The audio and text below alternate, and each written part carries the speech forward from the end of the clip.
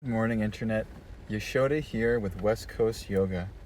Today we're reading from SRIMAD Bhagavatam, Canto 1, Chapter 1, verse number 7, which reads as follows. Yani Veda Vidam Srishto Bhagavan Badarayana Anyecha Munaya Sutta Paravara Vido Vidu. Translation. Being the eldest learned Vedantist, O Sutta Goswami, you are acquainted with the knowledge of Vyasadeva, who is the incarnation of Godhead. And you also know other sages who are fully versed in all kinds of physical and metaphysical knowledge. I'm going to read a few sentences of Srila Prabhupada's purport for good measure. Srila Prabhupada's purport.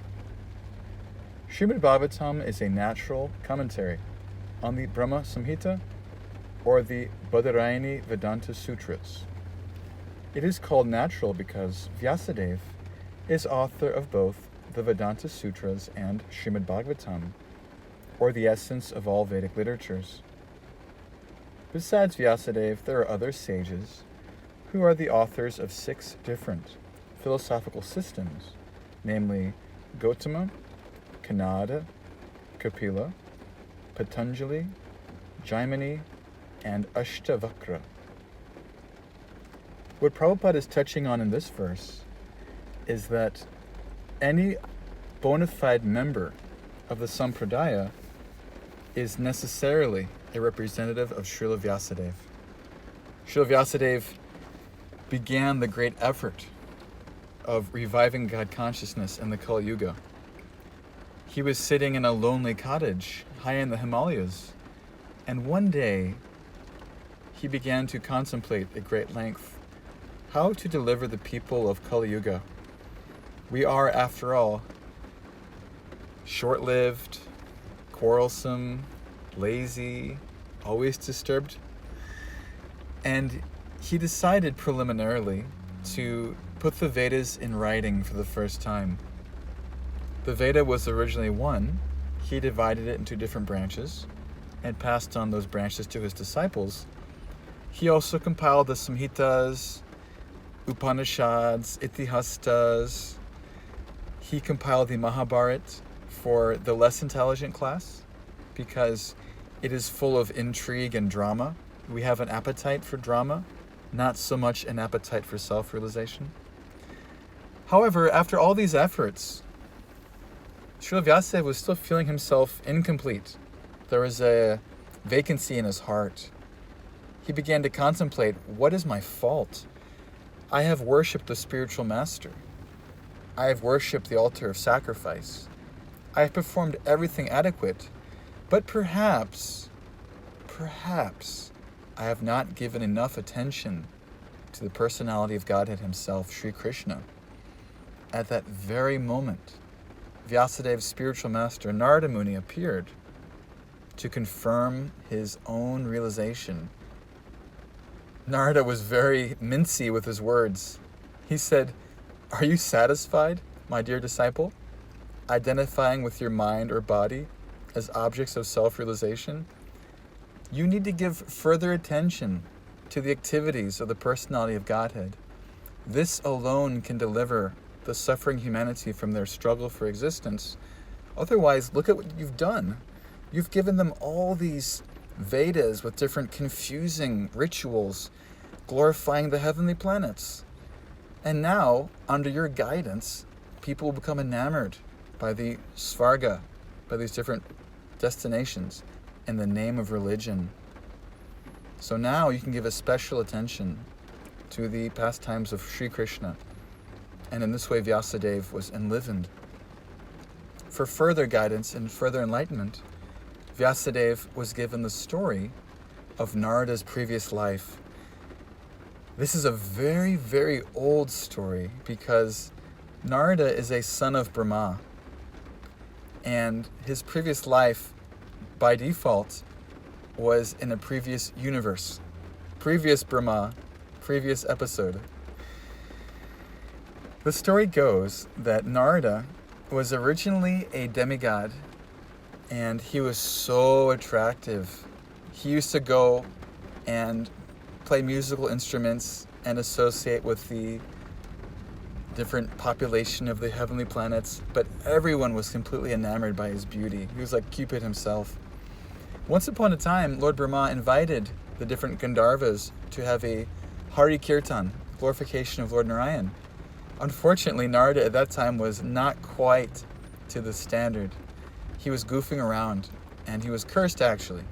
Now you may go to the earthly region, but you will no longer be a demigod. You'll be the son of a Shudrani, and you'll have to perform some austerities and simple living. Now this demigod was also, he had some faith, and so he was not condemned outright. He kept his faith in religious activities and fell to earth. In that very life, as the son of a Shudrani, he was engaged in maintaining a simple dharmashala, a place where saintly people would gather and take up residency. And during the monsoon season, a group of Vedantists were passing through the land. They just so happened to take shelter of that dharmashala, and the young boy had the opportunity to render intimate service to these great sages. It's said that only once he was able to acquire their permission and take the remnants of their food. But through this single episode, his heart was touched by the spirit of devotion. He used to listen to them give talks on the Upanishads, and they even, before leaving, initiated him into sacred mantras of purification. He was a duly initiated student. Now, Providence had a great plan. The boy's mother one day went out to milk a cow in the dark, and on the path, snakes tend to sleep in a coil. So what'll happen is you'll step in the dark, you'll step on the snake, and it'll bite you instantly. This happened to the mother. She died instantly. And the child, being fully realized, thought, oh yes, this is a gift from Providence. Now I will take sannyas. He started for the north. Narada, the child, passed through many different places. He had no such experience of other lands. He had to pass through dark forest bowers where there were vicious serpents, different wolves and owls. He passed through different granaries and different farmlands. He passed through prosperous meccas and different places of business. Finally, after traveling for a long while, he took shelter under a beautiful tree and he sipped water for purification. And he sat down in meditation. Many, many times the boy had performed meditation, but on this occasion the Lord granted him a divine vision. He could see Lord Vishnu with 4 arms. And then suddenly the vision broke, and the child snapped up like from a dream. And he tried to seek out the Lord. My Lord, where are you? Where are you? And he tried again and again to sit down in meditation to see Lord Vishnu, but he couldn't. Then an unembodied voice spoke to him and said, my dear boy, I regret that in this life you will never see me again. But this is just a special favor to increase your desire. So the child was completely in ecstasy, offering his obeisances to the voice. He passed the rest of his life in a trance, simply meditating upon the Lord. And then in his next life, he was given a physical body of Narada Muni, but it was not a material body, it was a spiritual body, fully liberated. And Lord Vishnu granted him a special benediction of this tamburu instrument, that whenever he calls the Lord, his call is so pure that the Lord at once appears within his heart like a spiritual television. And Narada Muni is famous for traveling all over the material world. He's the spiritual master of many, many great personalities like Vyasadeva, Prahlad Maharaj, Dhruva Maharaj, Mrigari, and many others. So thank you for joining me. I'll see you tomorrow for class. Hare Krishna.